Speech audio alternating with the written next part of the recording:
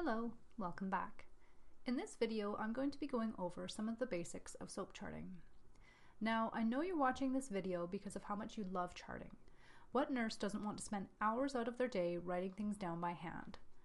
Okay, so maybe that isn't exactly why you're here. Whether you're new to soap charting or have been using it for years, I believe it's good to go over this information. It's imperative that if you are just starting out using soap charting, that you form good habits right from the start.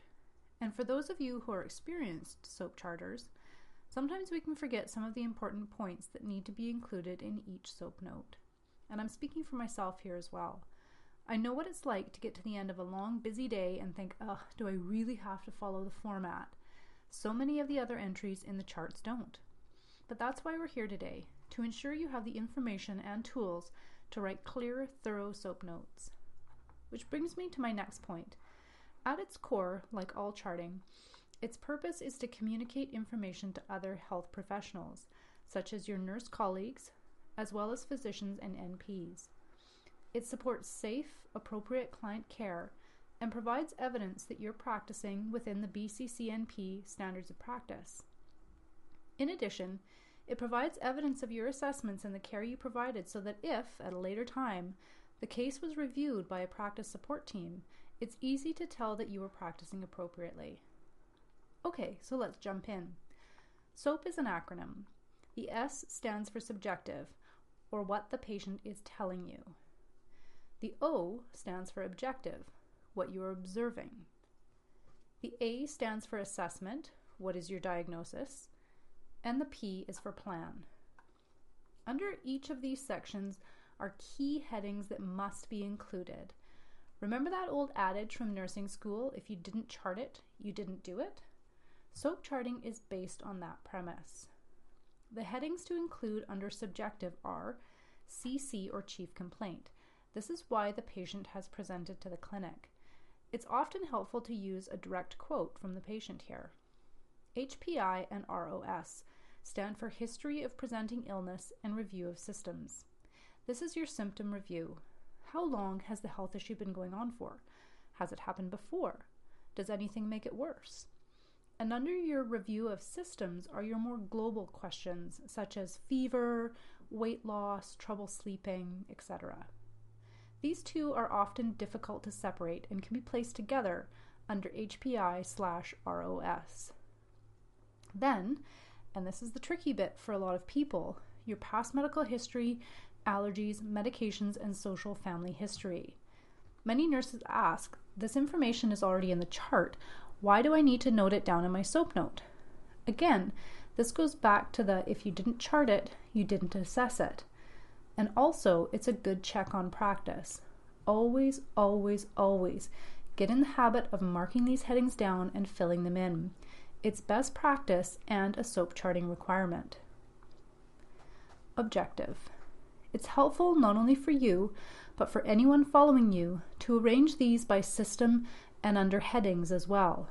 I'll provide an example later on of how much easier it is to find information if you arrange under headings than if you simply run all the systems together. Trust me, the nurse that sees the client in the middle of the night after you've seen them earlier that day will thank you. Assessment. This is where you put down your diagnosis. And this may seem obvious, but you'd be surprised. It has to match what you've assessed for. Don't put query tuberculosis if all you focused on was an MSK injury. And what do you do if you aren't sure of your diagnosis?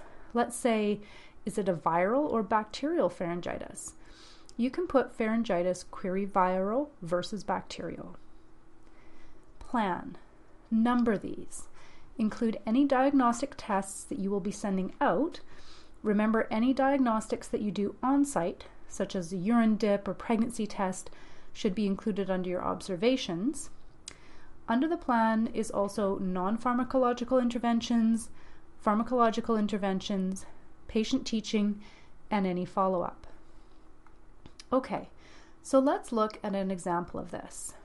Remember the assessment form I mentioned in an earlier video that I told you we would be coming back to? Well, here it is. We're using it to keep our notes on as we see a female patient who has come into the clinic. She states, "It burns when I pee." As we're doing her history of presenting illness and review of systems, she tells us that it has been burning when she pees for 2 days, and she's been having frequency and urgency. There's no foul smell or blood that she's noticed, and she isn't having any flank pain or nausea.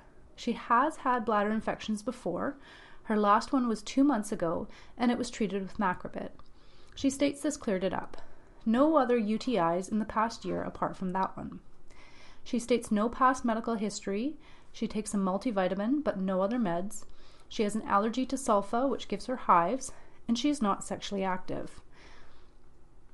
Okay, so now let's have a look at how this assessment form transfers over to what your SOAP note should look like. Notice how I've written down each heading in bullet form. This will leave you with some blank spaces that you will need to put lines through, but it's much easier visually to follow. There will be an example at the end of this video illustrating this.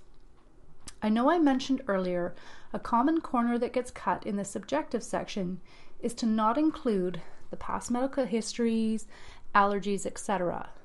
Often, however, the chart has not been updated, so referencing see medication list or see client profile under these headings simply indicates that you did not ask if they had allergies or what their medications were.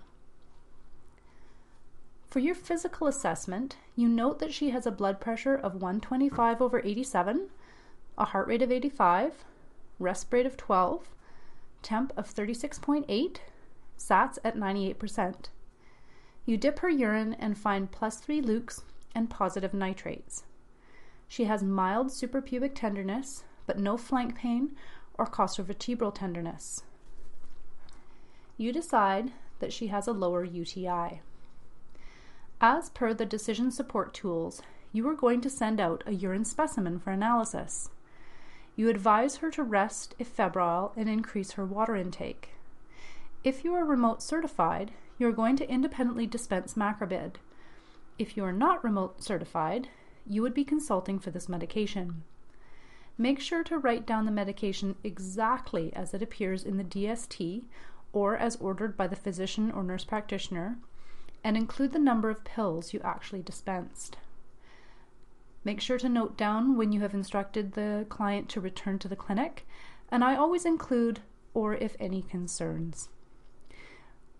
So you can see how the assessment form can help remind you when you're doing your charting what headings to use and how to organize your SOAP note.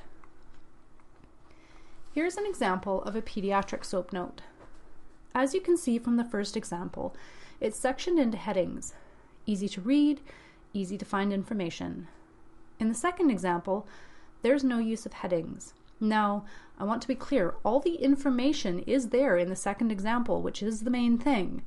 But imagine this child comes in at 2 a.m. with a febrile seizure, and you were not the nurse that saw him earlier that day. Which note would you rather look at to see what the assessment had been earlier? And here's the subjective portion of that same SOAP note. Note how headings are used and lines drawn so there aren't blank spaces. I'd also like to draw your attention to a couple of other aspects in this note. Under social/family history, this is a good place to note down for any infectious processes, if anyone else is ill at home, and any other factors that may contribute to the clinical picture, such as overcrowding in the home, exposure to secondhand smoke, etc. It's also always a good idea to note down the child's immunization status. That brings us to the end of our SOAP charting video. If you have any questions or would like further resources on SOAP charting, please let us know.